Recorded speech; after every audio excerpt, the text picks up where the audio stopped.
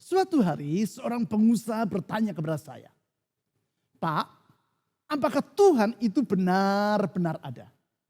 Saya jawab, "Tentu saja dia ada." "Apa yang membuat Bapak bertanya seperti itu?" tanya saya kepada yang bersangkutan. Pengusaha ini berkata, "Kalau Tuhan itu memang sungguh-sungguh ada dan mengasihi umatnya, mengapa ia membiarkan saya mengalami masalah?"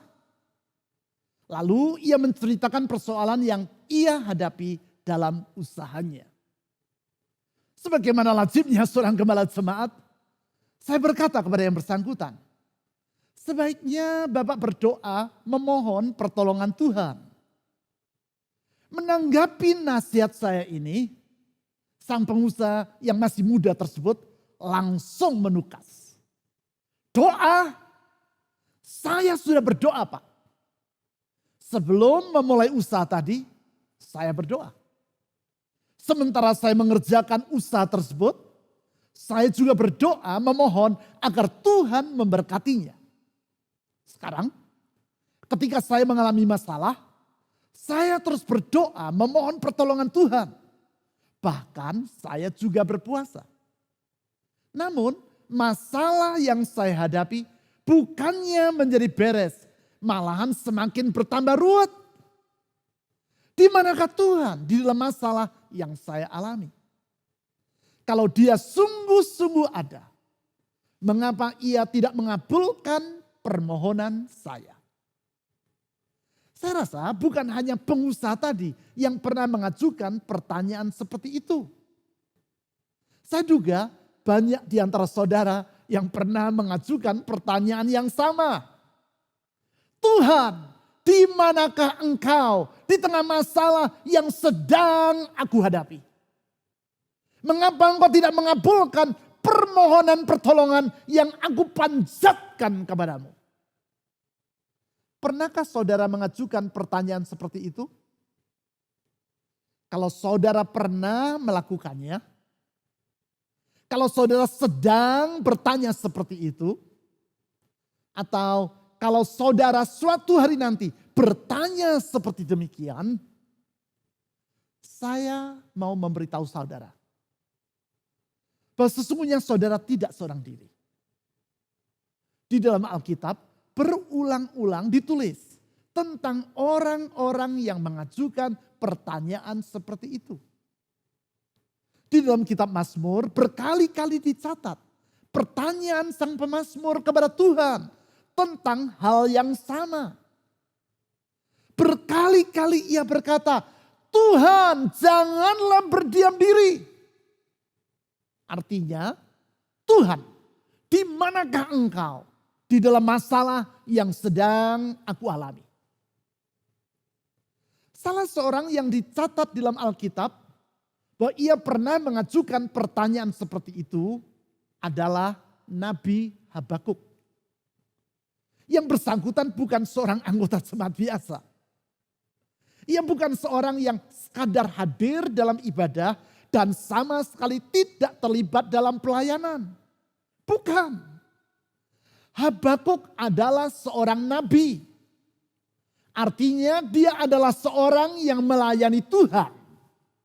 Artinya dia adalah orang yang memiliki relasi yang erat dengan Tuhan. Sehingga dapat mendengar suara Tuhan. Ternyata walaupun dia adalah seorang nabi, Habakuk juga pernah mengajukan pertanyaan seperti tadi. Pertanyaan tersebut dicatat secara lugas di dalam Habakuk pasal 1 ayat 1 sampai 4. Mari kita lihat hal tersebut. Habakuk pasal 1 ayat 1 sampai 4. Ucapan ilahi dalam penglihatan Nabi Habakuk. Kalimat ini menjelaskan bahwa Habakuk adalah seorang nabi yang memperoleh pesan dari Tuhan dalam penglihatan. Yang menarik sebagai latar belakang dari pesan yang ia terima tersebut, Habakuk terlebih dulu menguraikan percakapan yang ia lakukan dengan Tuhan. Percakapan yang berisi curahan hatinya kepada Tuhan. Yaitu seperti yang dicatat di di dalam Habakuk pasal 1 ayat 2 sampai 4. Perhatikan nada dari curahan hatinya ini. Ayat 2. Berapa lama lagi Tuhan aku berteriak, tetapi tidak kau dengar. Aku berseru kepadamu, penindasan, tetapi tidak kau tolong. Dengan lugas Habakuk mengutarakan isi hatinya kepada Tuhan. Ia berkata, mengapa aku berteriak dalam doa dan engkau tidak mendengar? Mengapa aku berseru meminta pertolongan dan engkau tidak juga menolong? Pernahkah saudara berkata seperti itu kepada Tuhan? Mari kita teruskan dengan ayat 3 dan 4. Mengapa engkau memperlihatkan kepadaku kejahatan, sehingga aku memandang kelaliman? Ya, aniaya dan kekerasan ada di depan mataku. Perbantahan dan pertikaian terjadi. Itulah sebabnya hukum kehilangan kekuatannya dan tidak pernah muncul keadilan. Sebab orang fasik mengepung orang benar. Itulah sebabnya keadilan muncul terbalik. Di sini Habakuk mengeluh dengan berkata, lihat keadaan di sekitarku. Sekarang menjadi kacau balau. Penindasan, kelaliman, aniaya, kekerasan, hukum tidak lagi ditegakkan dan keadilan menjadi terbalik. Mengapa engkau membiarkan semua ini terjadi? Artinya Habakuk mempersalahkan Tuhan karena tidak segera membereskan keadaan seperti yang menjadi harapan dan doanya. Ia menuntut pertanggungjawaban Tuhan. Habakuk adalah seorang nabi yang melayani Tuhan di negeri Yehuda pada saat negeri itu sedang menjelang kepada keruntuhannya. Kekacauan, ketidakadilan, dan penindasan terjadi di mana-mana. Hukum tidak lagi ditaati. Di saat yang sama, negeri Asyur yang berada di utara juga mulai mengalami kemerosotan. Negeri Asyur yang sebelumnya telah mengalahkan negeri Israel dan membuang 10 suku Israel ke berbagai penjuru dari wilayahnya. Kerajaan Asyur dengan ibu kota Niniwe yang seperti telah kita bahas 2 bulan yang lalu, yaitu ketika kita mempelajari Mazmur pasal 46 dengan tema Selah, yang tentaranya pernah mengepung ibu kota negeri Yehuda, yaitu Yerusalem, sekarang sedang menuju kepada keruntuhannya. Di saat yang sama, kerajaan Babel sedang bangkit dan akan mengalahkan Asyur. Babel atau Kasdim yang diperintah oleh Nebukadnezar yang kekejamannya tidak kalah dibandingkan Asyur, sedang mengambil alih wilayah Asyur dan siap untuk melumatkan Yehuda serta kota Yerusalem. Di dalam suasana seperti itu, dan sebagaimana yang dicatat di Habakuk pasal 1 ayat 5 sampai 11. Tuhan menanggapi keluhan dan curahan hati Habakuk dengan berkata, kalau saja engkau mengetahui apa yang sebentar akan aku kerjakan, engkau pasti akan tercengang-cengang. Sebab bukannya memenuhi permintaanmu, justru aku akan membangkitkan Kasdim atau Babel yang garang dan ganas untuk menyerbu negerimu. Artinya Tuhan berkata, bahwa sebaliknya dari mengabulkan permohonan Habakuk, ia akan mendatangkan kesukaran yang lebih besar atas negeri Yehuda. Dapat kita bayangkan betapa bertambah galaunya hati Habakuk. Masalah yang sedang ada di hadapannya bukannya dibereskan, malahan sekarang Tuhan mengizinkan persoalan yang lebih besar akan ia hadapi.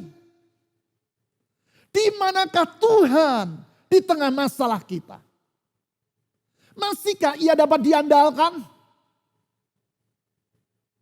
Tidaklah mengherankan di ayat selanjutnya, yaitu Habakuk pasal 1 ayat 12 sampai 17. Habakuk mempertanyakan maksud Tuhan di balik semua yang telah dan akan ia izinkan tersebut. Hal inilah yang akan kita pelajari sepanjang bulan ini. Yaitu belajar untuk memahami maksud Tuhan di dalam masa sukar yang dialami oleh umatnya. Sehingga dengan demikian kita dapat hidup dengan tetap teguh di masa sukar. Stay strong in tough times. Tetap teguh termasuk ketika Tuhan tidak juga kunjung mengabulkan doa-doa kita. Untuk itu mari kita membaca jawaban Tuhan kepada pertanyaan Habakuk tadi. Yaitu dengan membaca Habakuk pasal 2 ayat 1 sampai 4. Habakuk pasal 2 ayat 1 sampai 4. Habakuk berkata demikian. Aku mau berdiri di tempat pengintaianku dan berdiri tegak di menara. Aku mau meninjau dan menantikan apa yang akan difirmankannya kepadaku. Dan apa yang akan dijawabnya atas pengaduanku. Ayat 2. Lalu Tuhan menjawab aku demikian. Tuliskanlah penglihatan itu dan ukirkanlah itu pada loh-loh. Maksudnya pada lempengan batu. Supaya orang sambil lalu dapat membacanya. Sebab penglihatan itu masih menanti saatnya. Tetapi ia bersegera menuju kesudahannya dengan tidak menipu. Apabila berlambat-lambat, nantikanlah itu. Sebab itu sungguh-sungguh akan datang dan tidak akan bertangguh. Ayat 4. Sesungguhnya orang yang membusungkan dada tidak lurus hatinya. Tetapi orang yang benar itu akan hidup oleh percayanya. Saya baca ulang kalimat terakhir dari ayat 4 ini. Tetapi orang yang benar itu akan hidup oleh percayanya. Ini merupakan jawaban yang sangat penting bagi semua orang yang sedang merasa galau. Karena sama seperti Nabi Habakuk, kesukaran yang ia hadapi semakin bertambah berat. Ini adalah firman Tuhan yang harus dipahami oleh semua orang yang merasa frustrasi. Karena seperti Habakuk, doanya tidak kunjung dijawab oleh Tuhan. Oleh sebab itu, bacalah kalimat tersebut bersama dengan saya. Katakan, tetapi orang yang benar itu akan hidup oleh percayanya. Jawaban Tuhan ini sedemikian pentingnya, sehingga di dalam kitab Perjanjian Baru, kalimat ini dikutip 3 kali. Yaitu di dalam Roma pasal 1 ayat 17, Galatia 3 ayat 11, dan Ibrani pasal 10 ayat 38. Kalimat yang artinya kepada Habakuk Tuhan berkata, percayalah kepadaku. Habakuk berkata, Tuhan, mengapa engkau tidak mengabulkan doaku? Tuhan menjawab, percayalah kepadaku. Habakuk mengeluh, mengapa engkau membiarkan masalah menimpa umatmu? Tuhan menjawab, percayalah kepadaku. Habakuk bertanya, mengapa engkau mengizinkan masalah yang sedang dialami oleh bangsa Yuda semakin bertambah berat? Tuhan menjawab, percayalah kepadaku. Habakuk bertanya, Bukankah bangsa Babel lebih jahat dibandingkan umatmu, Yehuda? Sekarang bukannya engkau menghukum Babel, malahan engkau memakai mereka sebagai alatmu untuk menghukum umatmu sendiri. Tuhan menjawab, percayalah kepadaku. Kalau ketika saudara mendengar uraian firman Tuhan ini, dan saudara bertanya kepada Tuhan, mengapa engkau tidak mengabulkan doaku? Dengar, ini jawaban Tuhan. Percayalah kepadaku. Kalau saudara bertanya, berapa lama lagi Tuhan wabah ini akan kami alami? Dengar, ini jawaban Tuhan. Percayalah kepadaku. Kalau saudara dalam rasa frustrasi berteriak kepada Tuhan, Tuhan, tidakkah engkau melihat bahwa kesulitan yang kualami karena wabah ini sudah mencapai batas dari kemampuanku untuk menanggungnya. Aku benar-benar dalam keadaan terjepit dan putus asa. Di manakah engkau? Dengar, ini jawaban Tuhan. Percayalah kepadaku. Apakah dasar bagi kita untuk mempercayai Tuhan? Ketika ia tidak kunjung menjawab doa kita seperti yang kita inginkan. Di dalam Habakuk pasal 2, ayat 2-3 yang telah kita baca tadi, kita dapat menarik kesimpulan bahwa ada 3 hal yang harus kita percayai tentang Tuhan. Yang pertama, percayalah bahwa Tuhan adalah sang penguasa sejarah. Dia adalah pribadi yang berdaulat, maha tahu, dan rancangannya bersifat sempurna. Karena dia bersifat maha tahu, sedangkan pengetahuan kita terbatas, maka sebagai akibat, acap kali kita salah memahami tentang maksud dan niatan hatinya. Khususnya ketika apa yang ia kerjakan tidak seperti yang kita harapkan. Di dalam situasi seperti itu, acap kali orang berpikir, nampaknya Tuhan tidak mampu mengerjakan apa yang aku inginkan. Kalaupun mampu, ia tidak mau untuk melakukannya. Padahal jelas bahwa keinginanku adalah yang terbaik. Oleh karena itu, lebih baik aku menangani masalah ini dengan kemampuanku sendiri. Dengan berpikir seperti itu, sesungguhnya kita telah menganggap bahwa diri kita adalah Tuhan. Kita menilai bahwa pengetahuan dan kemampuan kita lebih daripada hikmat dan kesanggupan Allah. Kita meninggikan diri kita sendiri serta meremehkan Tuhan. Itu sebabnya di dalam ayat 4 tadi Tuhan berfirman seperti demikian. Sesungguhnya orang yang membusungkan dada tidak lurus hatinya.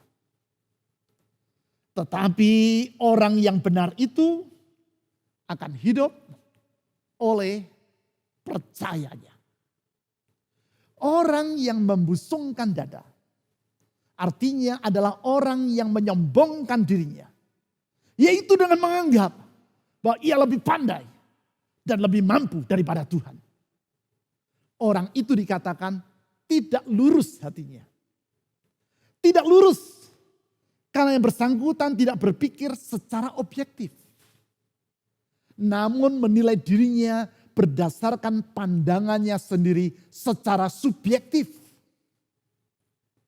Tetapi kalau saja orang tersebut mampu melihat keadaan berdasarkan sudut pandang Allah yang berdaulat dan yang hikmatnya tidak terbatas, maka ia tidak akan menjadi marah ketika Tuhan bekerja tidak seperti yang ia inginkan.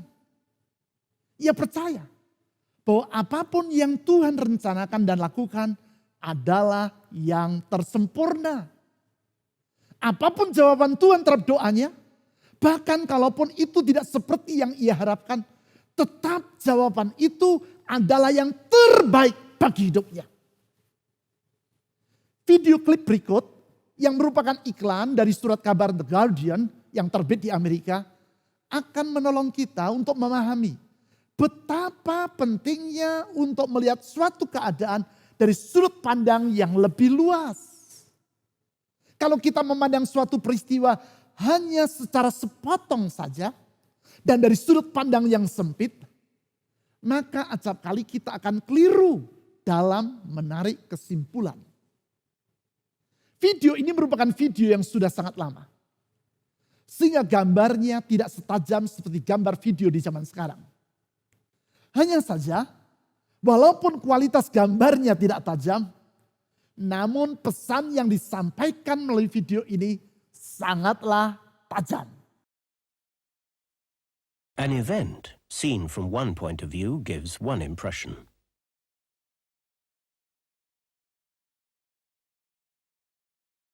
Seen from another point of view, it gives quite a different impression.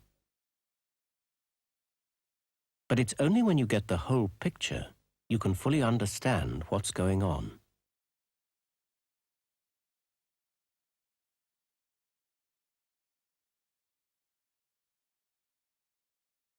Memang bila video tersebut hanya dilihat secara sepotong, maka yang kita lihat adalah seorang anak muda dengan pakaian berandalan sedang bermaksud untuk melarikan diri dari kejaran polisi. Atau seorang pemuda berandalan yang sedang berniat untuk menjamret tas milik seorang laki-laki setengah baya. Tetapi kalau kita melihat video tersebut secara utuh dan dari sudut pandang yang lebih luas, barulah kita akan mengetahui tentang peristiwa yang sesungguhnya. Yaitu seorang anak muda yang sedang mempertaruhkan nyawanya untuk menyelamatkan seorang laki-laki setengah baya dari tertimpa bahan bangunan yang runtuh. Sekarang dari merasa jengkel terhadap pemuda tadi, pandangan kita terhadap dirinya menjadi berubah. Yaitu kita mengagumi sikap heroik yang ia lakukan. Dan memuji kerelaan dirinya untuk menanggung risiko demi keselamatan orang lain. Hal yang sama akan kita alami kalau kita dapat melihat semua peristiwa dari sudut pandang Tuhan.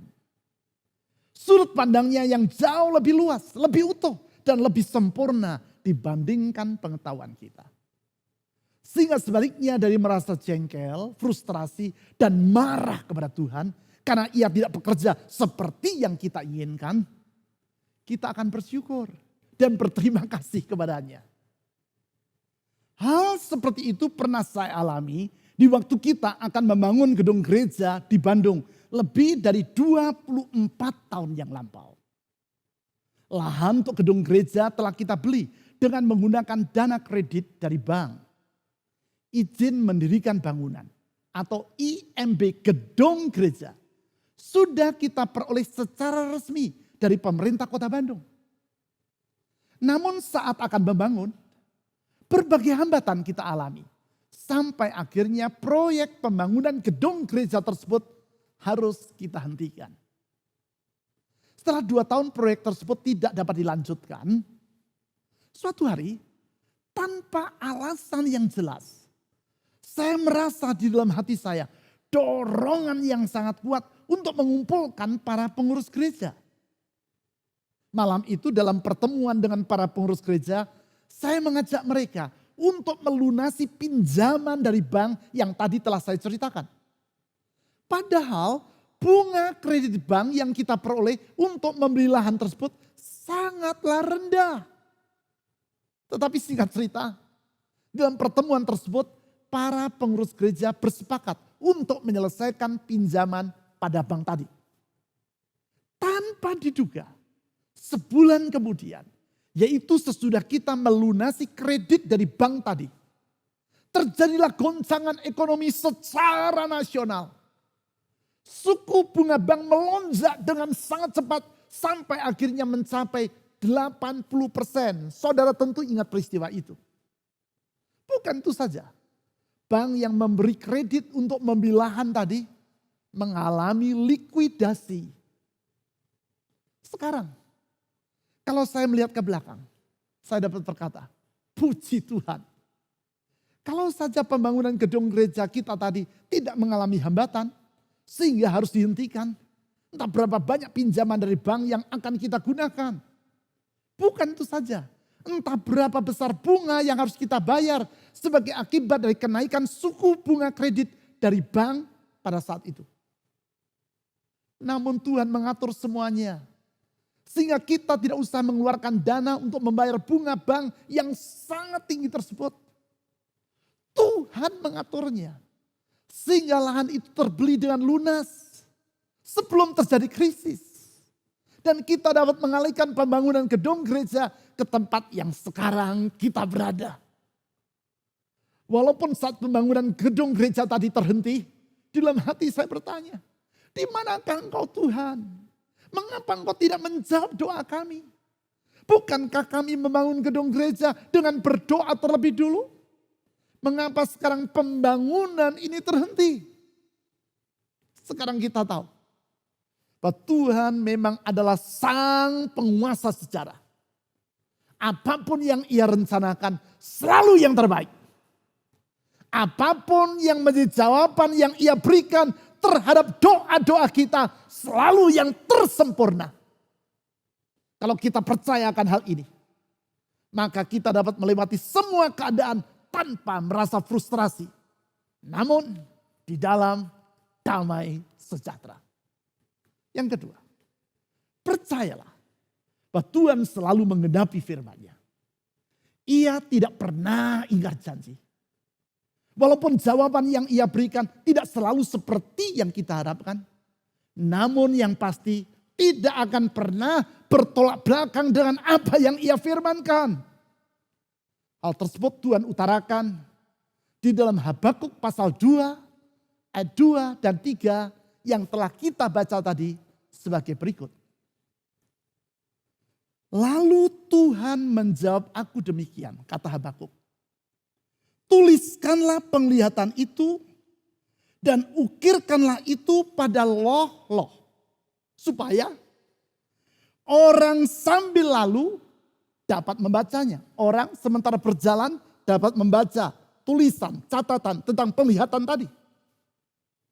Sebab penglihatan itu masih menanti saatnya. Perhatikan. Tetapi ia bersegera menuju kesudahannya dengan tidak menipu. Di sini Tuhan menyuruh agar Habakuk menuliskan penglihatan yang ia peroleh tentang firman Tuhan mengenai kerajaan Babel pada loh-loh batu. Supaya dengan demikian orang dapat membacanya sebelum peristiwa tersebut terjadi. Kemudian Tuhan berkata, bahwa penglihatan yang diperoleh Habakuk pasti akan tergenapi dengan tidak menipu. Artinya pada saatnya nanti orang akan dapat melihat bukti dari kebenaran tentang apa yang Tuhan firmankan. Di saat itu orang akan melihat bahwa sesungguhnya Tuhan tidak pernah mengingkari apa yang ia janjikan. Apa yang ia katakan pasti akan digenapinya. Kesetiaan Tuhan terhadap firman-Nya tersebut mengingatkan saya kepada kesetiaan seorang ayah dalam menggenapi janjinya kepada anaknya. Seorang ayah yang bernama Samuel yang hidup di kota Spitak, Armenia, yang pada masa itu masih termasuk wilayah dari Uni Soviet. Kisah yang beberapa kali pernah saya ceritakan kepada saudara. Hari itu, tanggal 7 Desember tahun 1988. Samuel dan istrinya Daniel melepas anaknya Arman yang masih berusia 7 tahun untuk berangkat ke sekolah. Sebelum Arman berangkat, sang ayah sempat berkata, "Nak, belajarlah dengan baik. Jangan takut. Apapun yang terjadi, Papa akan ada di sana untuk menolong dirimu." Memang Samuel acap kali mengucapkan kalimat tersebut kepada Arman untuk membesarkan hati anaknya. 5 jam kemudian, tepat menjelang tengah hari, tanpa diduga gempa bumi yang dahsyat melanda Armenia. Gempa bumi dengan skala 6,9 Richter yang mengakibatkan kerusakan atas 40% dari wilayah Armenia. dan memakan korban lebih dari 50.000 jiwa. Gempa bumi yang sangat hebat ini membuat 500 juta orang di Armenia kehilangan rumah serta meluluh lantakkan kota Spitak. Di tengah suasana yang kalang kabut itu, Samuel segera berlari ke sekolah dari anaknya. Sewaktu tiba di tempat itu, ia dapati bahwa gedung sekolah tersebut telah runtuh dan rata dengan tanah. Memang 2/3 dari jumlah korban yang tewas pada hari itu adalah anak-anak usia sekolah. Sebab pada saat gempa bumi terjadi, mereka sedang belajar di dalam kelas mereka masing-masing. Samuel segera mencari letak di mana kira-kira ruang kelas tempat anaknya berada.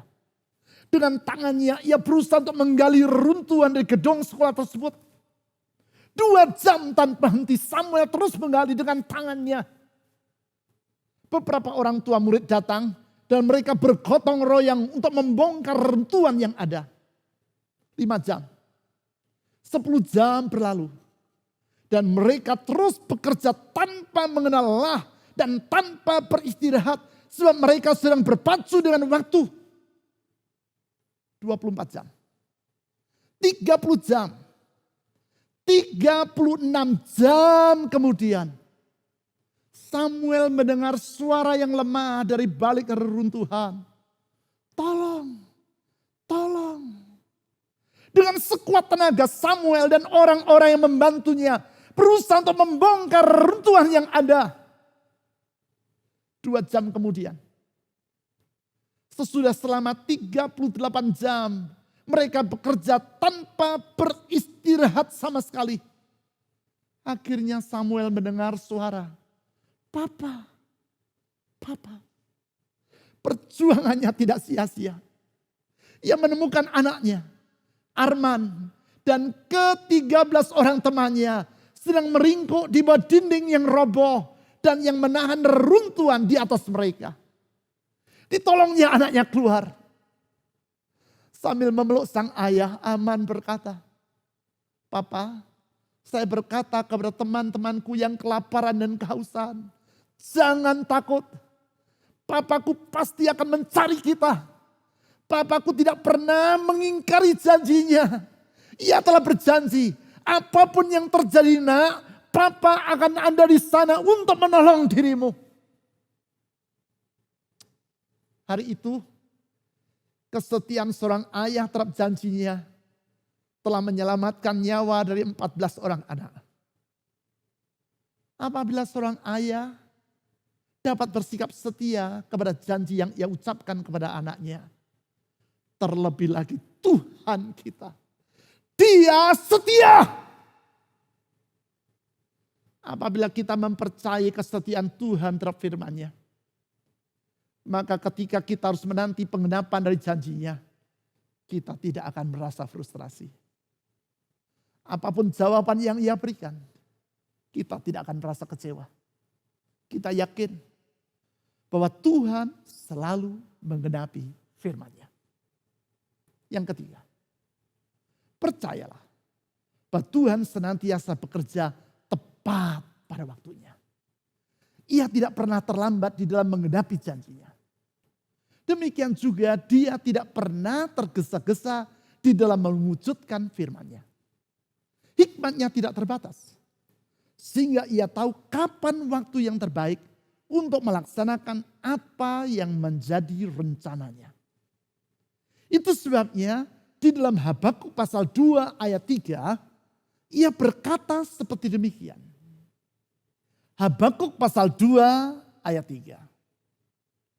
Sebab penglihatan itu masih menanti saatnya. Tetapi ia bersegera menuju kesudahannya dengan tidak menipu. Apabila berlambat-lambat, perhatikan, nantikanlah itu. Nantikanlah itu. Saya ulang, nantikanlah itu. Alasannya, sebab itu sungguh-sungguh akan datang. Dan tidak akan bertangguh.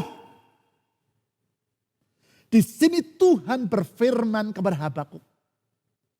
Apabila penggenapan dari janjinya seakan-akan berlambat-lambat, maka Habakuk harus menantikan hal tersebut. Karena janjinya itu pasti dan sungguh-sungguh akan datang dan tidak akan bertangguh. Artinya tidak akan pernah terlambat. Memang bisa jadi menurut pandangan manusia, Tuhan seakan-akan berlambat-lambat dalam bekerja. Padahal sesungguhnya ia tidak pernah bertangguh dalam bertindak. Apa yang dianggap oleh manusia sebagai suatu keterlambatan, sesungguhnya tidaklah demikian adanya di mata Tuhan. Rencananya selalu sempurna. Ia menjadikan segala sesuatu indah pada waktunya.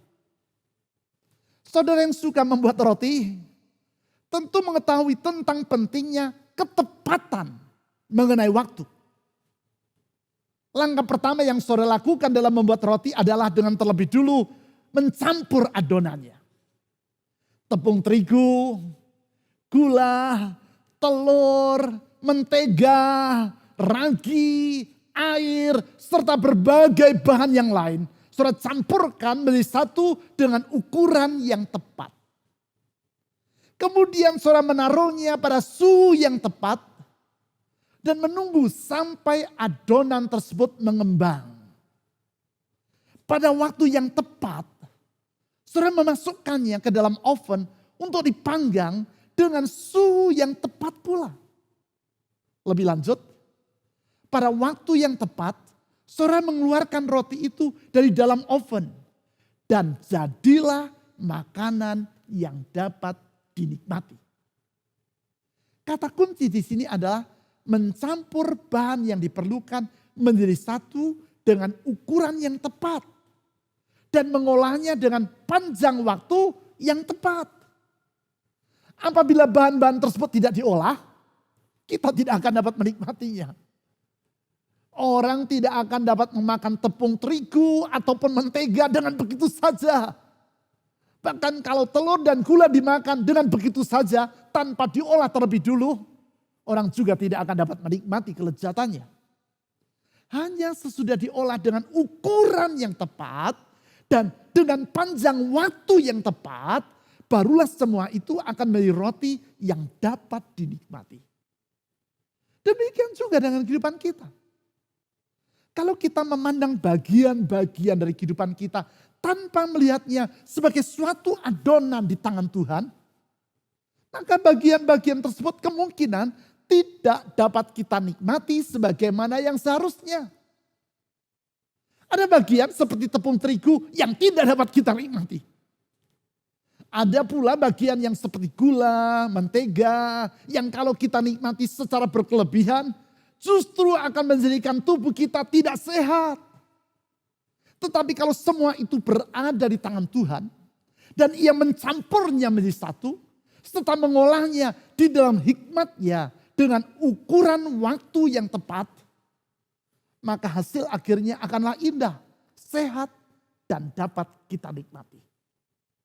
Sesungguhnya Tuhan adalah pribadi yang penuh dengan hikmat. Ia tahu bagaimana merangkai seluruh perjalanan kehidupan kita dan mengolahnya dengan tepat. Sehingga pada waktunya semua itu akan berakhir dengan indah. Yang perlu kita lakukan adalah sama seperti yang Tuhan katakan kepada Habakuk, yaitu menanti dengan sabar dan dengan iman. Yang perlu kita lakukan adalah mempercayai bahwa Dia pasti akan mengenapi firman-Nya tepat pada waktunya. Memang hidup ini tidak selalu berjalan seperti yang kita inginkan. Namun apabila kita percaya bahwa Tuhan adalah pribadi yang berdaulat, karena Dia adalah sang penguasa alam semesta. Dan kita percaya bahwa Dia tidak pernah mengingkari janjinya. Karena Dia adalah pribadi yang setia. Serta kita percaya bahwa Dia selalu menggenapi firman-Nya tepat pada waktunya. Karena hikmat-Nya tidak terbatas. Maka apapun jawaban yang Ia berikan terhadap doa kita, kita percaya bahwa itu adalah yang terbaik untuk kehidupan kita.